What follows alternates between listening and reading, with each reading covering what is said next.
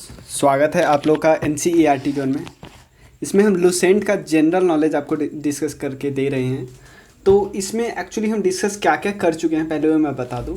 Lucent के general knowledge में हम डिस्कस कर चुके हैं 2-3 चीज़ पहले ही, जैसे केमिस्ट्री कंप्लीट है एकदम। उसके अलावा फिज़िक्स का काफ़ी सारा पार्ट हम डिस्कस कर चुके हैं। उसके अलावा मॉडर्न हिस्ट्री कंप्लीट है। अभी ज्योग्राफी डिस्कस कर रहे हैं। और आप बताइए इसके बाद मैं कौन सा सब्जेक्ट डिस्कस करूँ। वैसे मैं एंशिएंट हिस्ट्री का 2 वीडियो बना चुका हूँ और क्योंकि उसी को कंटिन्यू करना चाहता हूँ। तो आप बताइए और क्या चाहिए आपको। आप बता सकते हो, आप कमेंट सेक्शन में बता सकते हो सिंपल, या आप सिंपल फेसबुक या इंस्टाग्राम पे बता सकते हो, मैसेज करके बता सकते हो मुझे। तो चलिए इस वीडियो में हम डिस्कस क्या क्या करेंगे वो मैं बता दूं। इस वीडियो में हमें डिस्कस करना है, एक टॉपिक है द अर्थ का शेप एंड साइज कैसा है, उसके बारे में डिस्कस करेंगे। इसमें कुछ और चीज़, जैसे हम यहाँ पे कहाँ तक पहुँच चुके हैं वो मैं बता दूँ। सोलर सिस्टम कर चुके हैं, ये वाला टॉपिक हमें डिस्कस करना है। उसके बाद हम नेक्स्ट वीडियो से डिस्कस करेंगे कॉन्टिनेंट ऑफ द वर्ल्ड। देखो कॉन्टिनेंट ऑफ द वर्ल्ड इस पर्टिकुलर बुक में सिंपल कैसा दिया हुआ है, नोट्स दिया हुआ है, लेकिन मैं ऐसे नहीं बताऊंगा। मैं एक दिन में एक वीडियो में एक कॉन्टिनेंट बताऊंगा और उसके बारे में डिटेल से हम लोग डिस्कस करेंगे मैप के मदद से पूरा। जैसे फिजिकल मैप में मैं आपको पूरा उसका बताऊंगा, फिर आपको एक बताऊंगा फिजिकल मैप, फिर पॉलिटिकल मैप उसमें बताऊंगा। जैसे पॉलिटिकल मैप में हम सारा कंट्री के बारे में देखते हैं, फिजिकल मैप में फिर हम देखते हैं कि कहाँ पे कौन प्लेट्यू है, माउंटेन है, ocean, sea, highest lowest point, strait, island, mountain, और भी जैसे पेनिनसुला देखते हैं अगर कहीं पे भी है, उसमें डेजर्ट, रिवर, इंपॉर्टेंट सिटीज, ये सब देखेंगे। तो चलिए शुरू करते हैं। तो इस वीडियो में हम देखने वाले हैं शेप कैसा है अर्थ का। उसके अलावा हमें कैसे पता चला कि अर्थ का शेप स्फेरिकल है। हमें कुछ पॉइंट हमें पता होने चाहिए, जिस पॉइंट पे हमें पता चला कि हाँ भाई इससे तो प्रूफ हो गया कि हाँ अर्थ स्फेरिकल है। और हम अर्थ पे ही क्यों रहते हैं, और बस सारे बथेरे प्लैनेट थे, हम अर्थ पे ही क्यों रहे, अर्थ पे ही लाइफ क्यों संभव है, अर्थ पे ऐसा क्या मिलता है वो डिस्कस करेंगे। उसके अलावा कुछ फैक्ट्स है जैसे अर्थ के बारे में कि अर्थ का एज कितना है, mass, volume, density, polar radius या maximum distance from the sun, aphelion, perihelion point, ये सब कुछ डिस्कस करेंगे।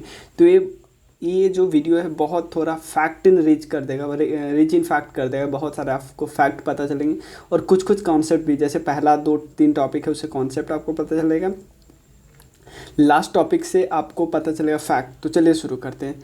आप इंस्टा फेसबुक पे ज्वाइन कर सकते हो, ब्लॉग पे आप देख सकते हो, अभी अभी बनाया है हमने। तो इसमें काफ़ी कुछ हम लोग डाल रहे हैं, काफ़ी पोस्ट हम अपलोड कर रहे हैं। जैसे इसका भी PDF, जैसे इसका वीडियो आपको डायरेक्ट ब्लॉग पे मिल जाएगा सीरियल वाइज। उसके अलावा इसका PDF भी जो मैं बनाता हूँ, अगर आप बोलोगे, आप कमेंट सेक्शन या इंस्टा फेसबुक पे बोलोगे तो ही मैं डालूँगा PDF इसका, नहीं तो फिर कोई मतलब बनता नहीं है। फिर आप वीडियो देख लियो वो भी काफ़ी है। अगर किताब आपके पास होगा तो PDF का क्या लेना देना। तो चलिए आप कंट्रीब्यूट भी कर सकते हो ताकि हम और अच्छा से अच्छा इंफ्रास्ट्रक्चर हम डेवलप करें ताकि और अच्छे से वीडियो बना सकें। तो चलिए शुरू करते हैं। देखो सबसे पहले यहाँ पे दिया हुआ है एक बंदे का नाम, जिसका नाम है पाइथागोरस। पाइथागोरस ने सबसे पहले, पाइथागोरस कौन थे, ग्रीक फिलोसफर। आपको मैथमेटिक्स के फार्मूला में आप इनका नहीं पढ़े हुए हो तो कोई मतलब ऐसा हो ही नहीं सकता कि आप इनका नाम नहीं जानते हो।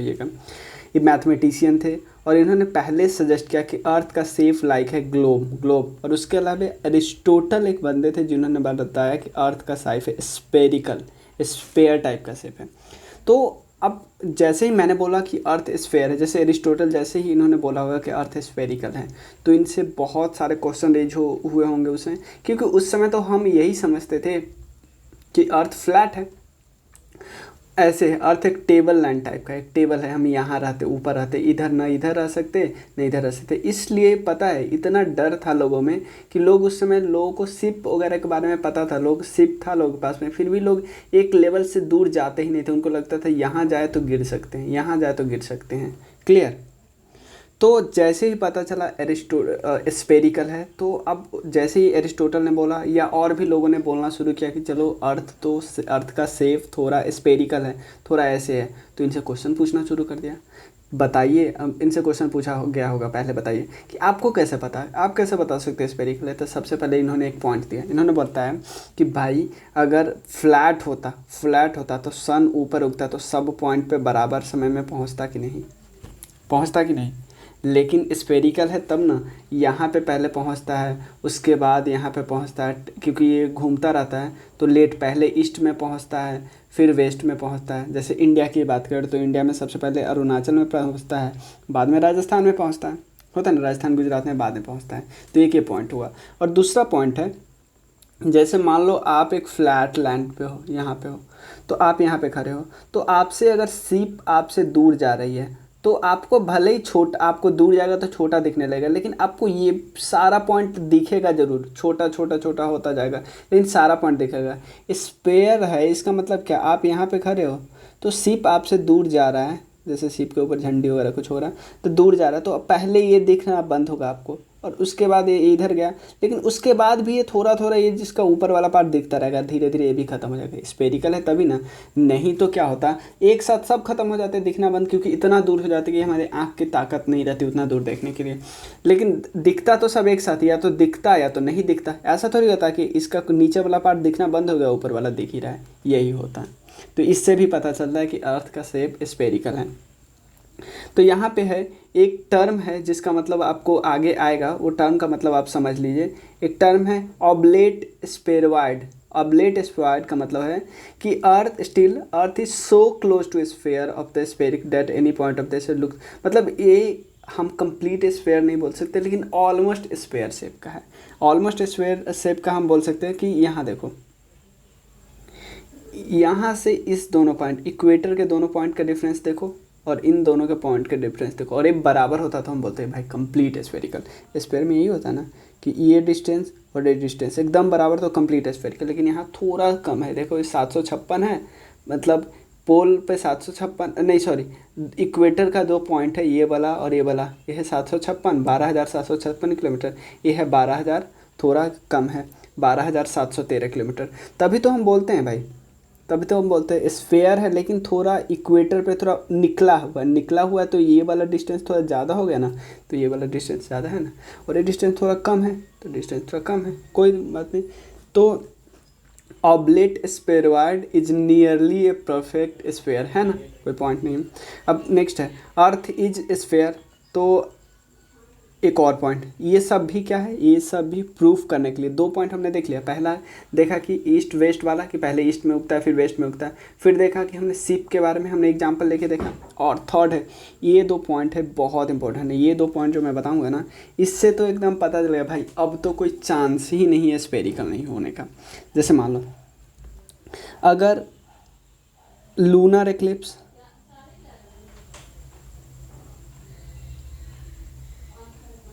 और सोलर इक्लिप्स होता है, तो इसमें क्या होता है, स्पेयर देखो, तो अगर मान लो अर्थ का शैडो बनेगा मून पे, मान लो अर्थ का शैडो अगर मून पे बनेगा तो शैडो कैसा दिखेगा, शैडो जैसा दिखेगा। जैसे मान लो आपका शैडो कहीं इस पॉइंट पे दिखता है, आपका शैडो इस पॉइंट पे दिखता है यहाँ पे, तो आपका शैडो ऐसा लंबा आप हो, ऐसा तो नहीं आपका शैडो गोल हो जाता है, ऐसा नहीं ना होता है।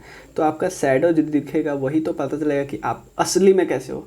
तो अर्थ का शैडो जो दिखेगा, अर्थ का शैडो दिखता था, अर्थ का शैडो थोड़ा सर्कुलर दिखता, तो हमें लगता है वो सर्कुलर भी है अर्थ। लेकिन एक पॉइंट ऐसा है ना जिसमें तो कोई शक ही नहीं है, स्पेस से हमने फ़ोटो क्लिक किया, स्पेस से हमने अर्थ का फ़ोटो क्लिक किया, तो अर्थ का स्पेस से फ़ोटो, क्योंकि दूर से फ़ोटो खींचेंगे तो अर्थ पूरा स्पेयर दिख रहा है, तो अब तो कोई चांस ही नहीं कि अर्थ का शेप स्पेरिकल ना हो के कुछ और हो। क्लियर। उसके अलावा नेक्स्ट पॉइंट है कि नॉर्थ पोल पे एक स्टार है। पहले हमारे पास घड़ी वगैरह नहीं था, जैसे ये है नॉर्थ पोल, ये है साउथ पोल।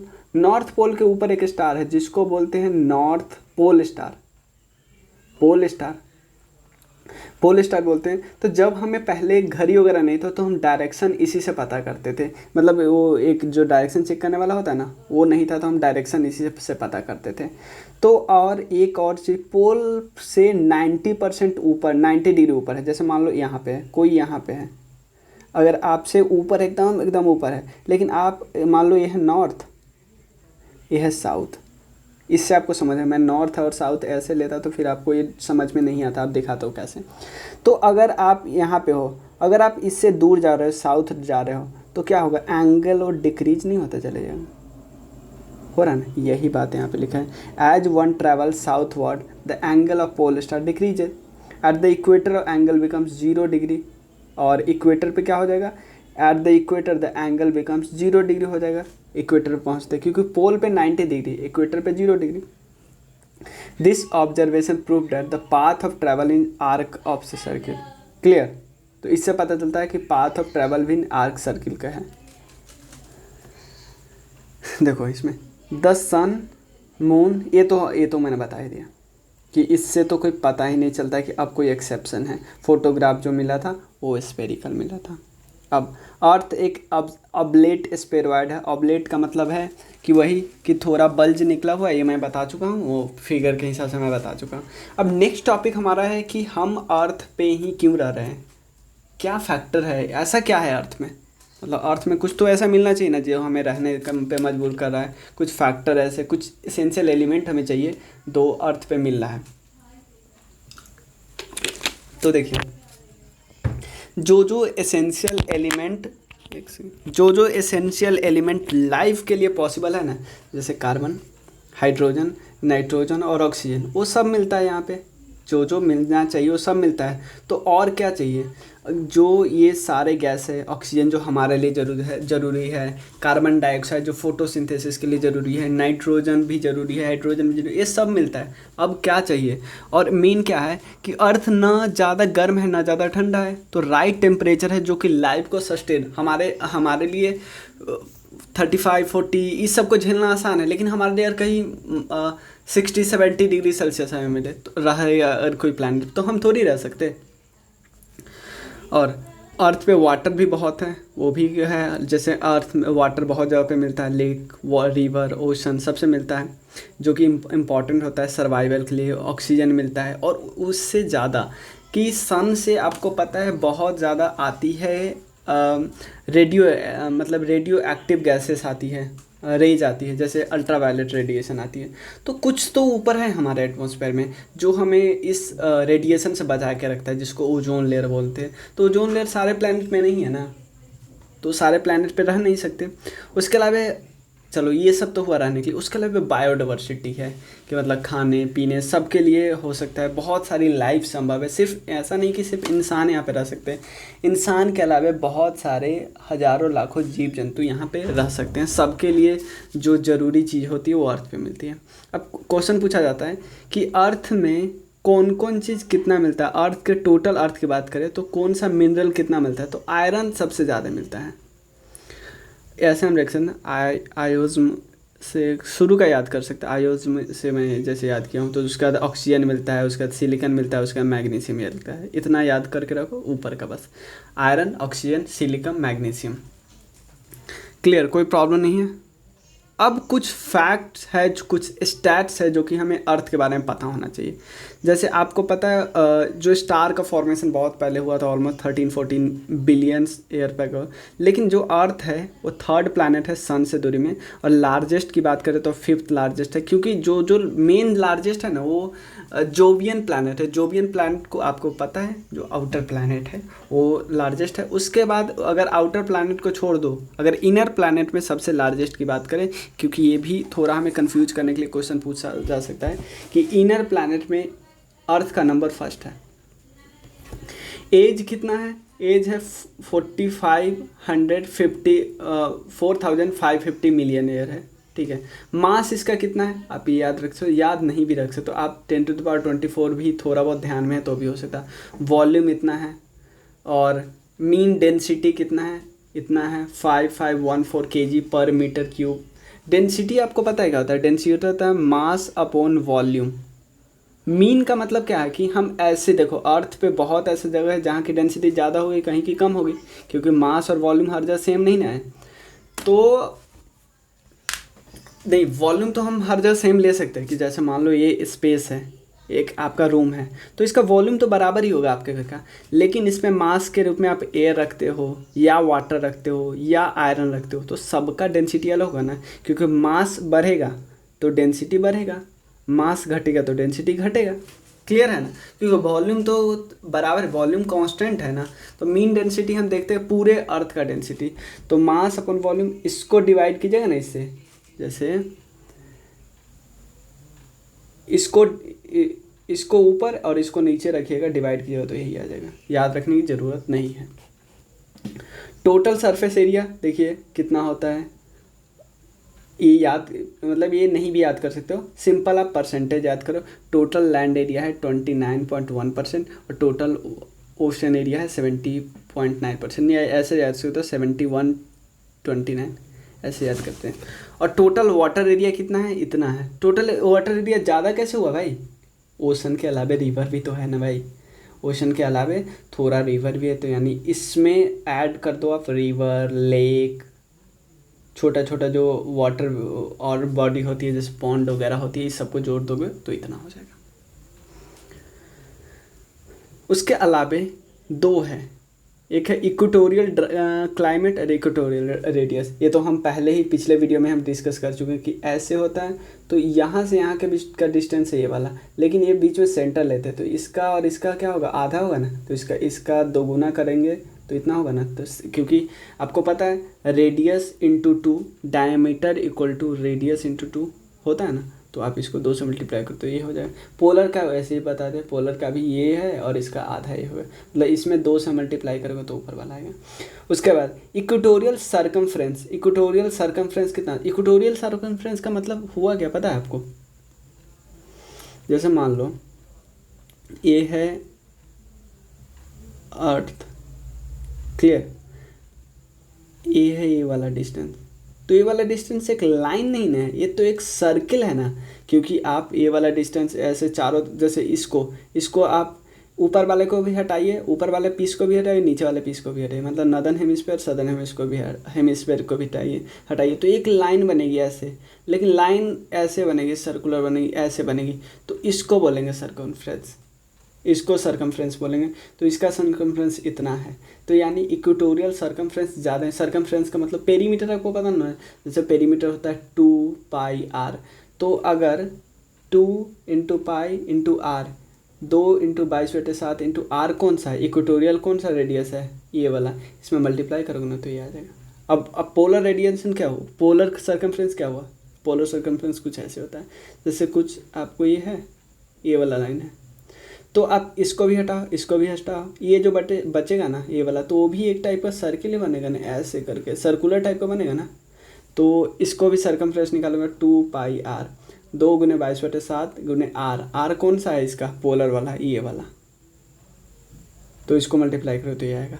तो ये तो हमें पता ही है, क्योंकि 2 और पाई तो दोनों में बराबर है, आर जिसका ज़्यादा उसका सर्कमफ्रेंस ज़्यादा, सर्कमफ्रेंस और पेरीमीटर एक ही चीज़ होता है, तो इसका तो पेरीमीटर इक्वेटोरियल वाला का तो ज़्यादा होना ज़रूरी है। उसके बाद कुछ फैक्ट है और जो कि हमें जानना ज़रूरी है, जैसे हाईएस्ट लैंड पॉइंट कौन सा है, लैंड पे कोई हाईएस्ट पॉइंट कौन सा है, माउंट एवरेस्ट, माउंट एवरेस्ट सबसे है ना, सबसे ऊंचा माउंटेन है जो कि नेपाल में है, और ग्रेट हिमालय माउंटेन का पार्ट है, 8850 मीटर इसका ऊंचाई है माउंट एवरेस्ट, क्लियर। उसके अलावा लोएस्ट लैंड पॉइंट कौन है, लैंड पॉइंट का लोएस्ट, ऐसा नहीं कि सिंपल कहीं का, सी का आपको लोएस्ट लैंड पॉइंट नहीं पूछ रहा है, सी का नहीं पूछ रहा है, सी का तो मरियाना ट्रेंच होगा ना, उसको हम डेप्थ बोल देंगे। लोएस्ट लैंड पॉइंट कौन सा है, डेड सी होता है, बिटवीन 400 मीटर, क्लियर, जॉर्डन और इजराइल के बीच में है जो हमारा डेड सी। उसके बाद ग्रेट ओशन डेप्थ कहाँ पे है, पैसिफिक ओशन में, नियर जापान के पास है, कौन सा है, नाम है मरियाना ट्रेंच, और ये इतना गहरा है, इवन देखो कितना गहरा है, इससे भी ज़्यादा गहरा है, मतलब ये जितना ऊंचा है, अगर मीन सी लेवल हम यहाँ पे देखें, मीन सी लेवल हम क्यों करते हैं, क्योंकि मीन सी लेवल हम इसलिए करते हैं क्योंकि हम कहीं पे नहीं तो क्या होगा, कहीं पे ज़्यादा ले लेंगे, कहीं पे बराबर कम ले लेंगे, तो इसलिए मीन पॉइंट हमेशा, मीन एवरेज हमेशा हर जगह ले, जैसे मीन डेंसिटी लिया तो ऐसा तो नहीं, क्योंकि हम हर एक पर्टिकुलर स्पेस का नहीं ना ले सकते, हमने सबका ले लिया, फिर कैलकुलेट कर लिया, एक बारी मीन कैलकुलेट, एक बारी एवरेज कैलकुलेट कर लिया, और एवरेज से ज़्यादा हो जाएगा तो ज़्यादा बोलेंगे, कम हो जाएगा कम बोलेंगे, तो एवरेज देखो। अब इससे ऊपर है लगभग यहाँ पे है, सबसे हाईएस्ट यहाँ पे, लेकिन सबसे लोएस्ट है थोड़ा और नीचे, देख रहे हो, तो अगर ऊंचा इतना है तो गहरा इतना है, क्लियर। उसके बाद एक पॉइंट आपको पता है, यहाँ पे है सन, और सन के चारों तरफ मूव करता है अर्थ, तो यहाँ पे अर्थ थोड़ा पास होता है, जिसको बोलते हैं पेरीफेलियन, पेरीफिलियन होता है, पेरीहीलियन। पेरीहीलियन थोड़ा नज़दीक है, 147 मिलियन किलोमीटर, क्योंकि आपको पता है कि अर्थ और सन के बीच का डिस्टेंस है almost 15 million kilometre, 15 million kilometre, जिसको हम बोलते हैं 1 एस्ट्रोनॉमिकल यूनियन, 1 AU बोलते हैं ना, 1 AU मतलब 15 मिलियन। आपसे पूछेगा 1 AU कितने के इक्वल हो रहा है, तो आप बोलेंगे 15 million kilometre, sorry 150 million kilometre, sorry 150 million kilometre, जिसको हम 15 करोड़ किलोमीटर भी बोलते हैं। 15 करोड़ जो कि हमारा अपना जो भाषा है करोड़ लाख वगैरह में। तो मैक्सिमम कितना होता है, मैक्सिमम होता है 152। तो ये वाला होता है थोड़ा जनवरी वगैरह में, ये होता है जुलाई के मंथ में। क्लियर। लेकिन इन दोनों से ध्यान देना, इन दोनों से उतना हमारे वेदर पैटर्न पे इम्पैक्ट नहीं होता है। तो मीन डिस्टेंस कितना है, ऑलमोस्ट 1 AU, जिसको हम ऑलमोस्ट 150 मिलियन बोलते हैं, लेकिन है क्या 149.6 के है ना। ये तो हमें पता ही है। 21.1% टोटल लैंड सरफेस है, उसके अलावा 70.9% है ओशन से। अगर कुछ और जोड़ दे, जैसे इसमें लैंड, इसमें अगर पॉन्ड जोड़ दे, इसमें रिवर जोड़ दे, तो और ज़्यादा वाटर वगैरह हो जाएगा। यहाँ पे बताया जा रहा है total water area of the earth include the ocean, lakes, river, ice sheet and the water in the atmosphere is called hydrosphere. मतलब हाइड्रोस्फीयर का, ये आपसे पूछ सकता है कि क्या हाइड्रोस्फीयर का मतलब वही वाटर है जो नॉर्मल वाटर के फॉर्म में है। क्या हाइड्रोस्फीयर का मतलब आइस और एयर, एटमॉस्फेयर में जो वाटर है वो नहीं है, तो हम ये वाला स्टेटमेंट गलत हो जाएगा, क्योंकि हाइड्रोस्फीयर का मतलब है वो वाटर जो भी कोई भी वाटर किसी भी फॉर्म में हो, हमें कोई फ़र्क नहीं पड़ता, सबको हम हाइड्रोस्फीयर बोलेंगे। तो यही है इस पर्टिकुलर टॉपिक में, जो कि नेक्स्ट वीडियो है आपको मैं दिखा दूँ कि मैं कैसे कराऊंगा। पहले मैं पूरे वर्ल्ड का आपको मैप दिखाऊंगा, उसके बाद हम देखेंगे एशिया का ये वाला पॉलिटिकल मैप है, एशिया का फिजिकल मैप है। उसके बाद आज ही आएगा 2 और आपका वीडियो, जिसमें हम एशिया और ऑस्ट्रेलिया का आज डिस्कस करेंगे। उसका नेक्स्ट डे डिस्कस करेंगे हम बाकी जो बचा हुआ कॉन्टिनेंट है उस सब का डिस्कस कर लेंगे। तो चलिए, थैंक यू सो मच। आप बताइए कि मैं क्या चेंज कर सकता हूँ, और आपको पसंद होता है तो अपने फ्रेंड्स के साथ शेयर कीजिए, मुझे भी मोटिवेशन मिलेगा और आपके दोस्तों के पास भी पहुँचेगा, क्योंकि लूसेंट ऐसे नहीं मिलता है, लूसेंट को इतना डिटेल में डिस्कस किया हुआ, क्योंकि मैंने भी देखा, पहले खुद सर्च किया फिर बना रहा हूँ। तो आपका भी दायित्व बनता है कुछ। चलिए, थैंक यू।